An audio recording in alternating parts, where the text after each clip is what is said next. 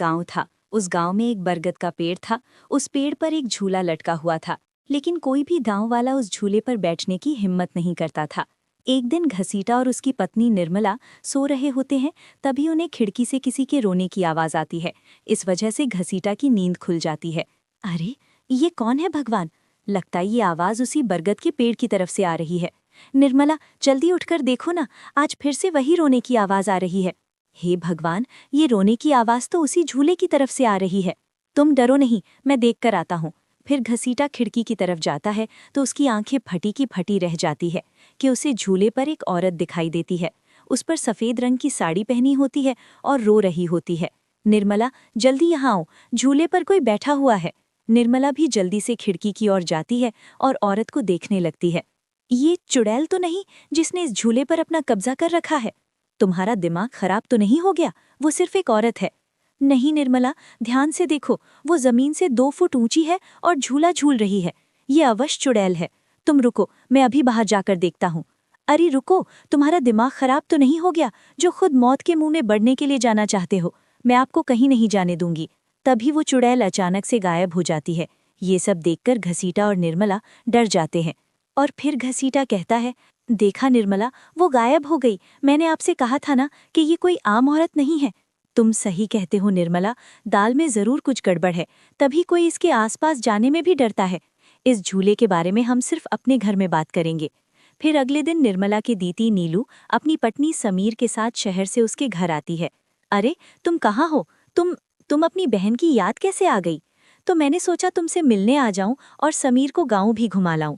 रात होने पर निर्मला समीर के साथ अपने कमरे में सो जाती है तो नीलू समीर को कहती है कि हम साथ वाले कमरे में होंगे और तुम्हें किसी चीज़ की ज़रूरत हो तो मुझे बता देना। नीलू अपने कमरे में सोने के लिए चली जाती है। फिर कुछ देर के बाद नीलू की नज़र खिड़की के बाहर झूले पर पड़ती है। वो दीदी को बुलाती है, दीदी इधर आइए, वो देखिए, वो पेड़ के नीचे झूला लगा हुआ है। हमारे शहर में तो ऐसा कहीं देखने नहीं मिलता। चलिए ना, मेरा बहुत मन है झूला झूलने का। चली वैन, अरे रुको, अभी तो रात हो गई है। सुबह होते ही झूले झूले को देखती रहती है। सुनिए ना, मेरा बहुत मन है। लेकिन बबलू नीलू की बात को अनसुना कर देता है और सो जाता है। फिर नीलू सोचती है, अरे कि झूला तो एकदम घर के पीछे ही है, मैं खुद चली जाती हूँ। तो फिर इतना सोचकर नीलू घर से अकेले ही निकल पड़ती है और सीधा उदय झूले के पास पहुँच जाती है। अरे वाह, जैसा मैंने सोचा था ये तो बिल्कुल वैसा ही निकला। आज तो मजा ही आ गया। फिर नीलू झूले पर बैठ जाती है और झूला झूलने लगती है और गाना गाने लगती है। पंछी बनूं, उड़ती फिरूं मस्त गगन में, आज मैं आजाद हूँ दुनिया के चमन में। अरे वाह, कुछ देर रात खुशी खुशी झूला झूलती रहती तो मजा ही आ गया। अगर इनकी नींद खुल गई तो ये बहुत नाराज हो जाएंगे। फिर जैसे ही झूले से उतरने लगती है तो उसे महसूस होता है कि किसी ने उसे पकड़ कर रखा है। बालों को झटके से नीचे नहीं उतर पा रहे हैं। वो बहुत डर जाती है। अरे, यह कौन है?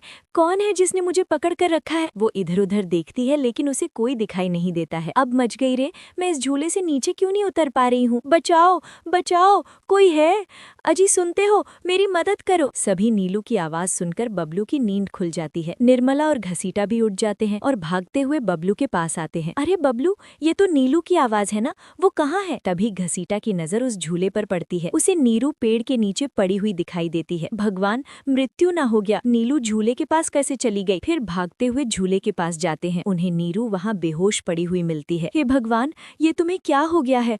तुम्हें यहाँ नहीं आना चाहिए था। हे भगवान, अब क्या होगा? फिर वे वापस अपने घर आ जाते हैं और सुबह होने पर नीलू, तुम ठीक तो हो ना? आज के बाद कभी इस झूले के पास नहीं जाना है। इस झूले पर किसी चुड़ैल का साया है। ठीक है दीदी, आज के बाद तो इस झूले के पास कभी नहीं जाऊंगी मैं। फिर रात होने पर सब सो रहे होते हैं। तभी नीलू की नींद खुल जाती है। उसकी आंखें लाल हो जाती हैं और उसके पैर उल्टे हो जाते हैं। वो आराम से कमरे से निकलकर झूले की तरफ चलती है और झूला झूलने लगती है। उसकी हंसी सुनकर बबलू की नींद खुल जाती है। निर्मल और घसीटा भागते हुए बबलू के कमरे में आते हैं और नीलू को वहां ना पाकर परेशान हो जाते हैं। हे भगवान, अब ये नीलू कहाँ चली गई? फिर वे सब खिड़की से झांक कर देखते हैं तो उनकी आंखें फटी की फटी रह जाती हैं। नीलू झूला झूल, अरे मर गए थे ये नॉटमेट, तो फिर से झूला झूलने चली गई। अरे बेवकूफ बबलू, अपनी पत्नी को संभाल कर नहीं रख सकता क्या? देख, तेरी पत्नी आधी रात को कैसे झूला झूल रही है। भैया मुझे माफ कर दो, मैंने उसे समझाया बेटा क्यों झूले की तरफ कभी मत जा रहा। अरे जल्दी चलो, हमें अभी नीलू के पास जाना होगा, कहीं कोई अनर्थ ना हो जाए। फिर भी भारत के पास पहुंच जाते हैं। मिट्टी, नीलू, चल जल्दी से झूले से उतरो, समझाया था ना कि इस झूले की तरफ नहीं जाना, एक बार में समझ नहीं आता क्या? फिर बबलू नीलू के पैरों की तरफ देखता है। अरे ये तो मर गई, तो चुड़ैल बन गई अब तो। अरे मैं तो जीते जी विधवा बन गया, अरे मेरी बीवी तो चुड़ैल बन गई। तब उन्हें रास्ते में कुछ गांव वाले मिलते हैं। अरे भारत, क्या हुआ, इतनी रात को कहाँ जा रहे हो भाई?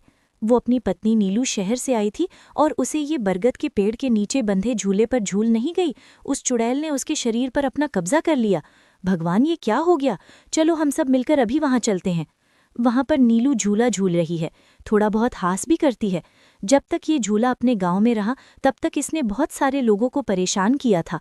इस झूले की वजह से कोई भी रात को इस रास्ते से गुजरने की हिम्मत नहीं करता था। लेकिन अब बस तेरा खेल खत्म करके है कि चलो भाइयों, आज इस चुड़ैल को जिंदा नहीं छोड़ना। भाइयों, हमें झूले को इस पेड़ से काटकर अलग करना होगा। फिर कुछ गांव वाले कुल्हाड़ी जैसे झूले की रस्सी तोड़ देते हैं।